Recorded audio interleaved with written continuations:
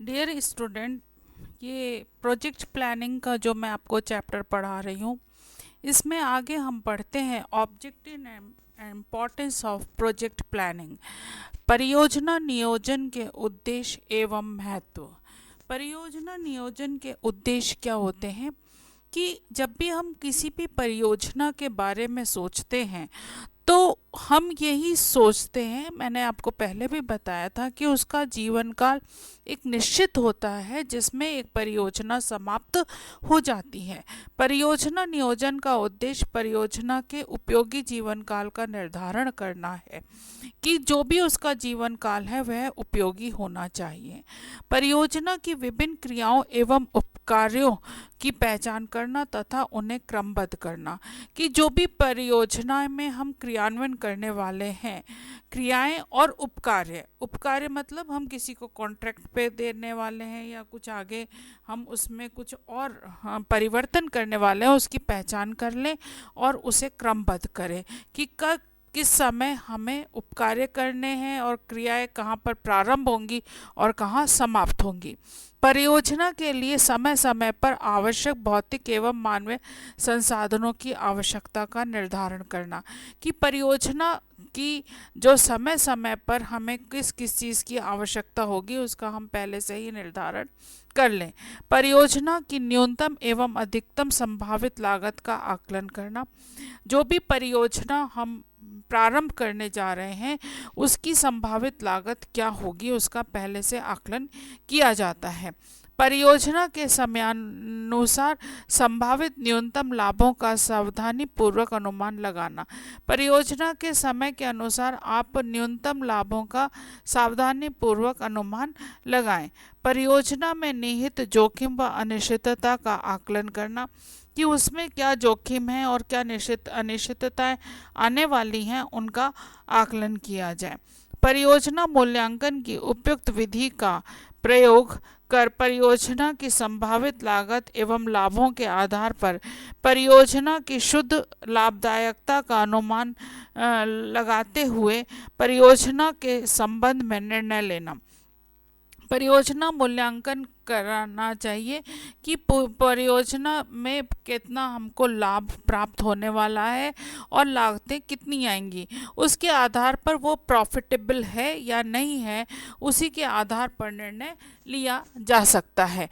ये बहुत ही महत्वपूर्ण होता है कि परियोजना का जो आकलन है वो किस तरीके से किया जाए। उद्देश्य एवं लक्ष्यों की प्राप्ति के मार्ग को सुगम बनाना। जो परियोजना के महत्व हैं उसमें सब प्रथम ये आता है कि जो हमने लक्ष्य निर्धारित किए हैं या उद्देश्य हैं उसके मार्ग को सुगम कैसे बनाया जाए, क्योंकि जब तक मार्ग सुगम नहीं होगा तो हम निश्चित समय में अपनी लक्ष्यों की प्राप्ति नहीं कर पाएंगे। परिचालन निर्णय का आधार परियोजना का जो तरीका है वो ये है कि पहले आप उद्देश्य निर्धारित करें, उसका पूरा ड्राफ्ट बनाएं, तो उसमें हमें ये पता चल जाता है कि परिचालन किस प्रकार से होगा, क्रियान्वयन किस प्रकार से होगा। विनियोजन निर्णय हेतु आधार कि आप जब पूंजी लगा रहे हैं, विनियोजन कर रहे हैं, तो आपको ये पता होना चाहिए कि उससे लाभदायकता कितनी हमको प्राप्त होगी। लागतों पर नियंत्रण, जब हम पहले से ही उसका अनुमान लगा लेते हैं, जोखिमों का अनुमान लगा लेते हैं, तो लागतों पर नियंत्रण किया जा सकता है। जोखिम एवं अनिश्चितता से निपटने के उपयोगी तरीके की पहचान। पहले ही ये पता चल जाता है कि इस परियोजना में कौन कौन से जोखिम आने वाले हैं और हम उनसे कैसे उसका समाधान कर सकते हैं। नए विचारों एवं सृजनात्मक को प्रोत्साहन। इसका अर्थ ये होता है कि जब भी हम कोई परियोजना बनाते हैं तो उसमें हम विशेषज्ञों को आमंत्रित करते हैं और विशेषज्ञों की राय को लेते हैं और उसका जो नए विचार हैं उनका और जो क्रिएटिविटी है उनको प्रोत्साहित किया जाता है, जिससे कि हम अधिक से अधिक उससे लाभ कमा सकें। इसका एक बेहतरीन उदाहरण ये है कि कॉलगेट पेस्ट जो बनाने वाली कंपनी है, उसने एक मीटिंग करी जिसमें सभी लोगों को आमंत्रित किया और उसमें उन लोगों से राय ली कि हम कैसे इसकी बिक्री को बढ़ा सकें, मार्केटिंग कैसे करें। तो एक व्यक्ति ने ये राय दी कि इसका जो ट्यूब का जो छेद होता है उसको बढ़ा दिया जाए, जिससे कि खपत ज़्यादा होगी और मांग बढ़ेगी। तो ये एक विचार आया जिसको कि आमंत्रित किया गया और उसी के द्वारा इनका जो सेल्स थी वो बढ़ गई। तो इस तरीके से सृजनात्मकता को प्रोत्साहन दिया जाना आवश्यक होता है और सूचनाओं का संप्रेषण, सूचनाओं को एकत्रित किया जाता है, उनको संप्रेषित किया जाता है, प्रयासों में मितव्ययिता, और जो भी हम प्रयास करते हैं, जो भी हम लागत लगाते हैं, उसमें मितव्ययिता बरतते हुए हम लाभ कमाते हैं। अन्य परियोजनाओं के नियोजन में परियोजना नियोजन का ज्ञान उपयोगी। जो अन्य परियोजनाएं हैं, हो सकता है वो एक सी हो सकता है वो असमान हो, तो भी उनसे लाभ प्राप्त होता है। राष्ट्रीय नियोजन में सहायक, राष्ट्रीय नियोजन में किस प्रकार से सहायक होता है, क्योंकि जब भी कोई परियोजना लागू होती है तो राष्ट्रीय नियोजन के अंतर्गत उसको शामिल किया जाता है और राष्ट्रीय नियोजन में परियोजना सहायक होती है।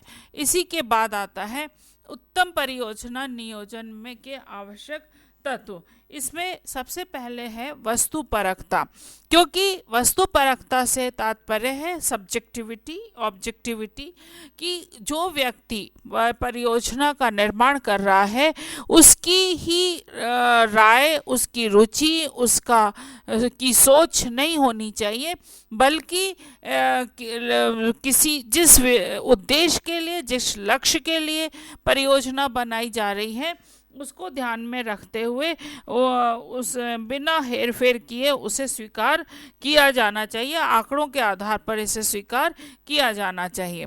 विशेषज्ञों के ज्ञान का उपयोग, जैसा कि मैंने अभी आपको बताया कि परियोजना का निर्माण करते समय हर क्षेत्र के विशेषज्ञों को इसमें जोड़ा जाता है और उनकी राय ली जाती है। समान परियोजनाओं के नियोजन के लिए समान सिद्धांत, मैंने अभी आपको बताया कि परियोजना कई बार समान होती हैं, कई बार नहीं भी होती हैं, तो उनका नियोजन करते समय उनके समान सिद्धांत नहीं होंगे, उसमें फेरबदल भी हो सकती है और नए आंकड़ों के आधार पर उसमें परिवर्तन किया जाना चाहिए। संभाव्यता आकलन, क्योंकि संभाव्यता आकलन की आवश्यकता इसलिए फिजिबल है या नहीं है, आप परियोजना बना रहे हैं वो सफलतापूर्वक क्रियान्वित हो पाएगी या नहीं हो पाएगी, इसका पहले से आकलन किया जाना चाहिए। निष्पादन के प्रमाप, जो हम उसको निष्पादित कर रहे हैं उसको के लिए एक स्टैंडर्ड निर्धारित कर दिया जाता है, उसी के आधार पर मूल्यांकन किया जाता है।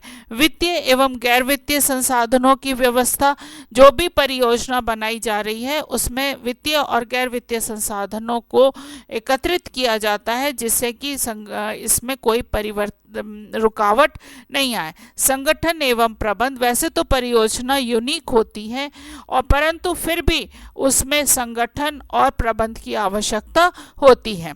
परियोजना नियोजन की अवस्थाएं अथवा चरण, सबसे पहले आता है परियोजना के विचार के उद्गम की अवस्था।